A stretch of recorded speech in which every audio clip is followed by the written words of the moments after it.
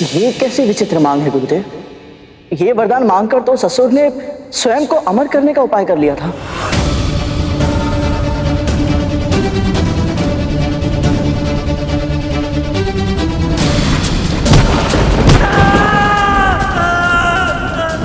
मैंने भूलवश अपने पुत्र का डिंब फोड़ा था। मेरी उस भूल का दंड अरुण आज तक भोग रहा है। माता पिता जब ना चाहते हुए भी अपनी संतानों को कष्ट दे बैठते हैं, उसकी पीड़ा कितनी अधिक होती है ये मैं समझ सकती हूँ। तो फिर ये उन असुरों की कैसी भक्ति थी जो अपने ही भगवान को इतना बड़ा कष्ट दे रही थी? प्रभु तो सब जानते थे गुरुदेव, फिर भी ऐसा वरदान क्यों दिया उन्होंने? क्योंकि वो भोलेनाथ हैं देव। उनके लिए सब एक समान, देव दानव, मनुष्य गंधर्व, भूत पिशाच, पशु पक्षी, कभी किसी में कोई अंतर नहीं किया उन्होंने। उनके लिए सब उन्हीं की संतान है। और जब कोई एक संतान घनघोर तपस्या करके अपने पिता से कुछ मांगती तो वो उसे देने में विवश हो ही जाते।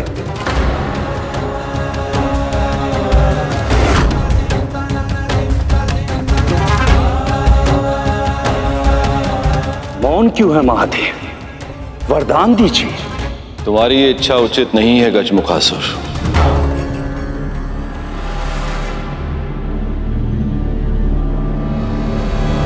परंतु तुम्हें तुम्हारी तपस्या का फल अवश्य प्राप्त होगा।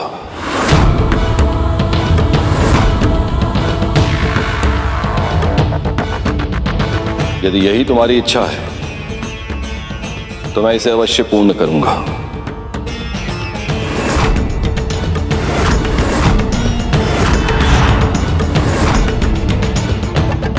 महादेव की जय हो। धन्यवाद महादेव। स्मरण रखना, ऐसा असाधारण वरदान मांगकर तुमने अभूतपूर्व शक्ति प्राप्त कर ली है, जिसकी सहायता से तुम किसी का भी दमन कर सकते हो, किसी पर भी शासन कर सकते हो।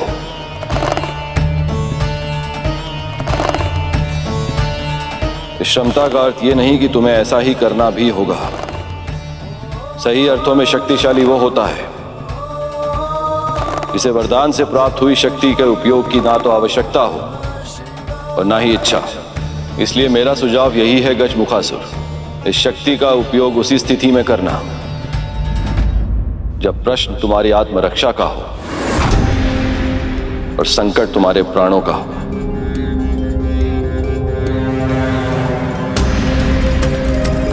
मैं स्मरण रखूंगा महादेव।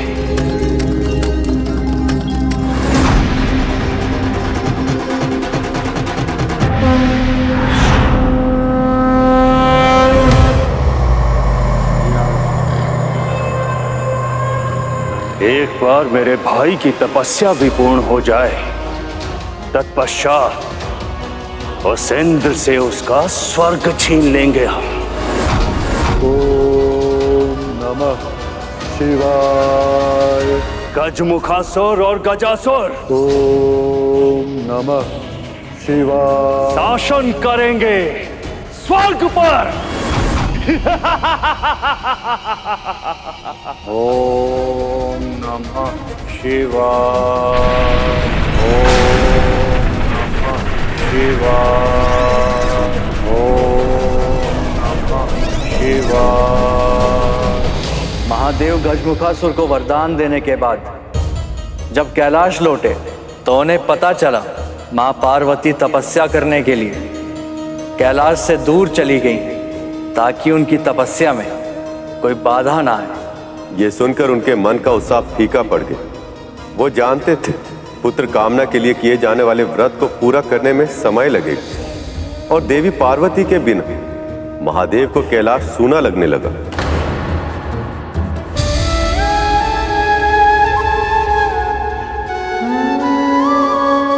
मैं भैया विष्णु के अवतार कृष्ण जैसा ही एक बालक चाहती हूँ जिसे मैं गोद में खिला सकूं। तब तो आपको पुण्य व्रत रखना होगा देवी। जाने से पहले मैं आपसे मिल के गया था पार्वती। आप भी जाने से पूर्ण एक बार मिल तो लेती। ओम नमो नारायणाय। ओम नमो नारायणाय।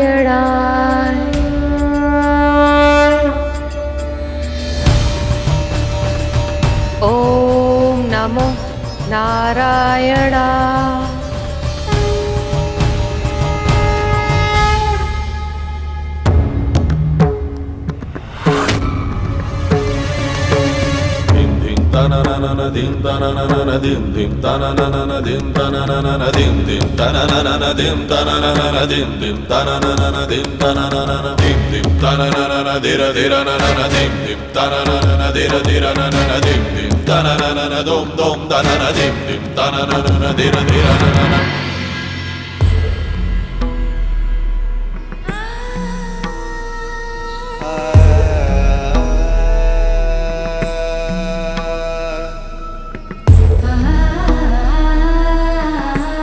प्रभु, आप क्यों कष्ट कर रहे हैं? एक नए जीवन को जन्म देने के प्रयास में किए गए श्रम का प्रमाण देते इन हाथों को धोकर उस जल से प्रेम की गंगा बहाने में कैसा कष्ट प्रिय है।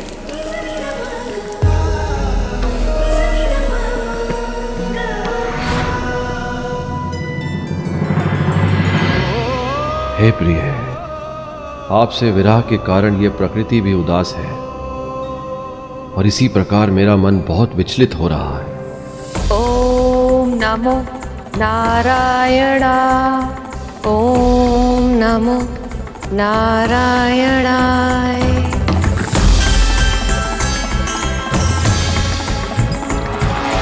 प्रभु, भोजन प्रभु।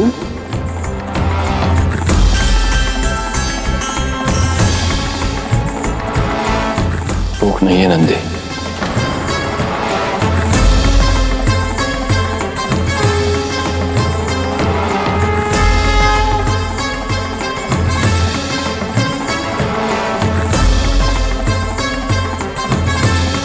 ओम नमो नारायणाय। ओम नमो नारायणाय।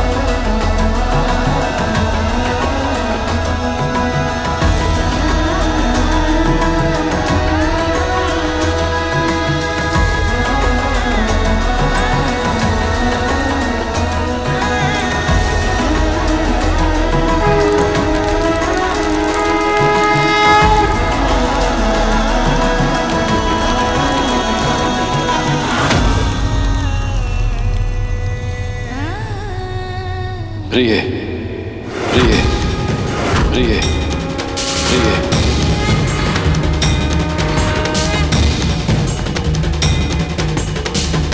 ओम नमो नारायणाय। ओम नमो नारायणाय। ओम नमो नारायणाय। ओम नमो नारायणाय। ओम नमो नारायणाय। बहन पार्वती,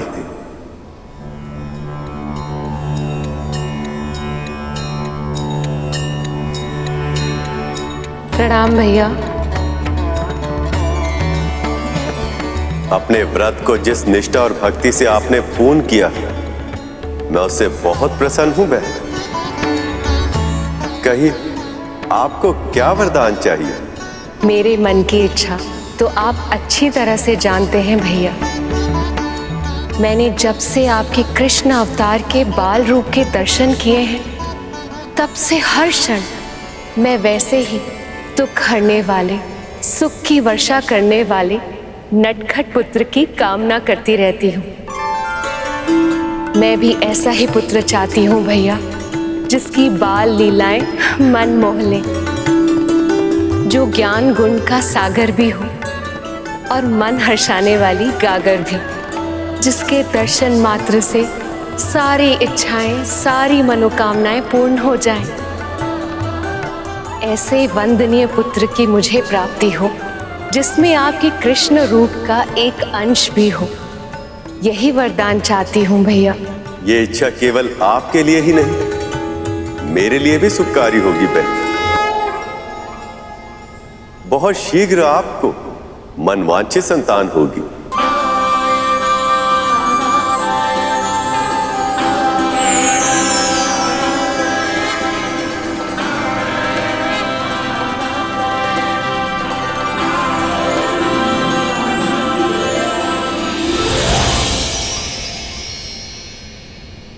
मेरा व्रत पूर्ण हुआ महादेव। अब हमें ऐसा पुत्र प्राप्त होगा जो हमारे जीवन को अंतहीन प्रसन्नता से भर देगा। मुझे आभास है प्रभु, मेरे बिना आपने इतने समय तक विरह के क्षण कैसे काटे होंगे, पर अब मैं आपके पास आ रही हूँ प्रभु। बहुत शीघ्र आपके दर्शन करूंगी मैं। पार्वती वापस आ रही। नंदी, सुना तुमने?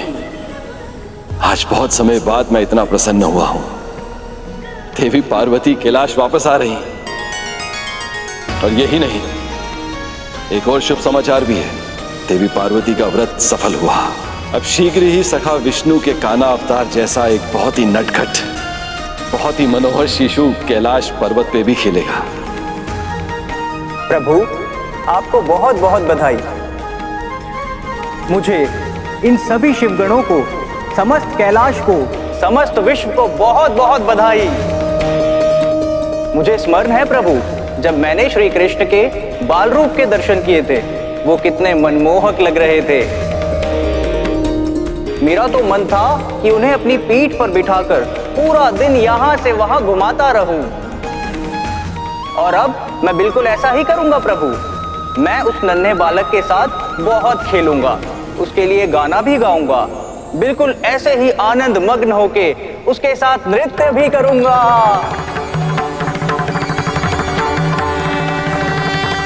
बस बस, अब मैं चाहता हूं कि हम देवी पार्वती के आने की तैयारी करें। वो इतने समय के बाद तपस्या करके लौट रही हैं। याद रहे, आते ही उनकी थकान मिट जानी चाहिए। आप निश्चिंत रहिए प्रभु, माँ के स्नान, भोजन, विश्राम, हर आवश्यकता का प्रबंध मैं पहले से ही करके रखूंगा। तुम सब चलो मेरे साथ।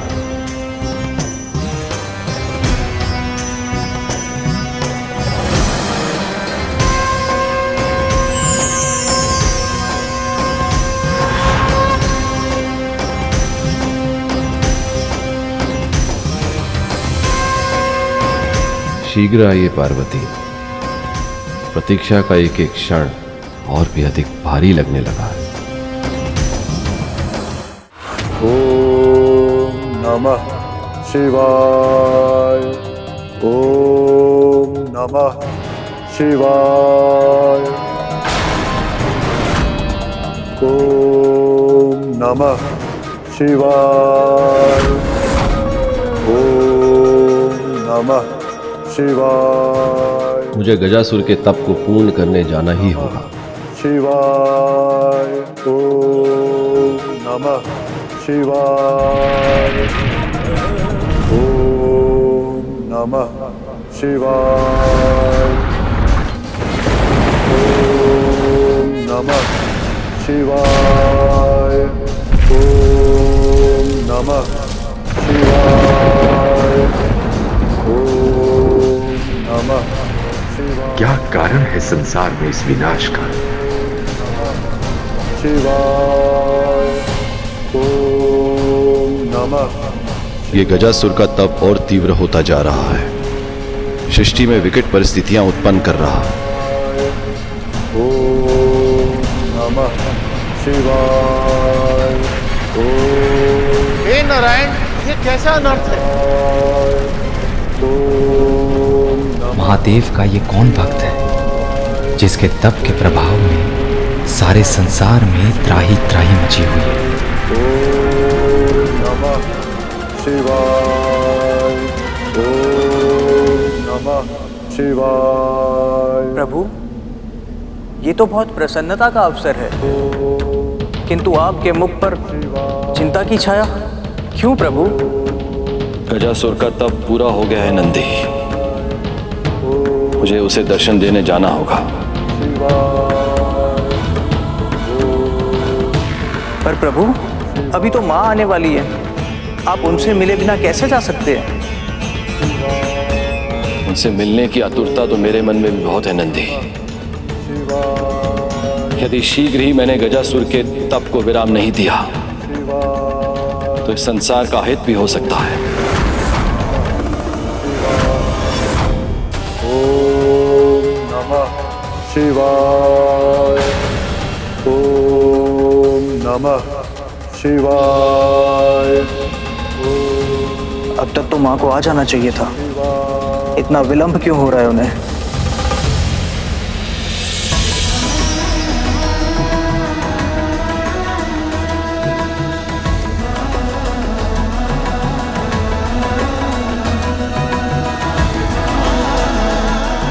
महादेव को ये फूल बहुत पसंद है, उनके लिए ले जाती हूँ। उन्हें देखकर वो प्रसन्न हो जाएंगे। ओम नमः शिवाय।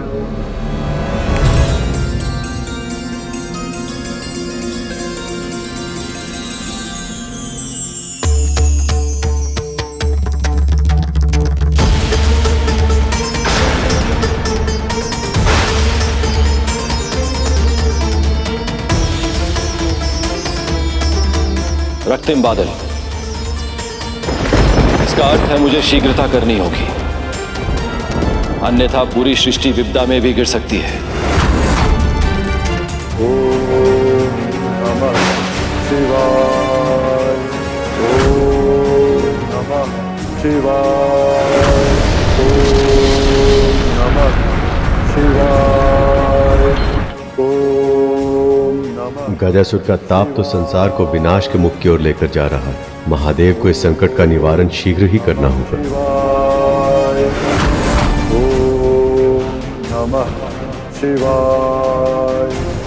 गजासुर का तप निरंतर और तीव्र होता जा रहा है। शिवाय, ओम नमः शिवाय, ओम नमः शिवाय, ओम नमः शिवाय। इस सृष्टि के हर प्राणी की तरह वो भी मेरी ही संतान है।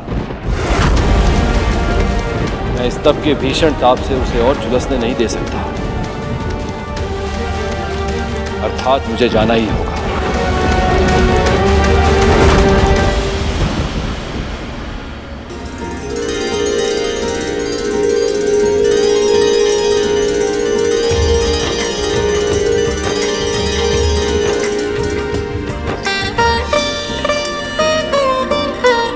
लंबे विरह के बाद होने वाले मिलन की प्रसन्नता से खिले ये फूल, प्रेम की कभी न समाप्त होने वाली आँच से जलते ये दीप, और यहाँ तक कि मेरे प्रिय भोजन की सुगंध, ये सब मुझे बता रहे हैं कि महादेव ने मेरे स्वागत की कितनी विशेष तैयारी की है। परंतु वो स्वयं कहाँ है? ओम नमः शिवाय, ओम नमः शिवाय, ओम नमः शिवाय।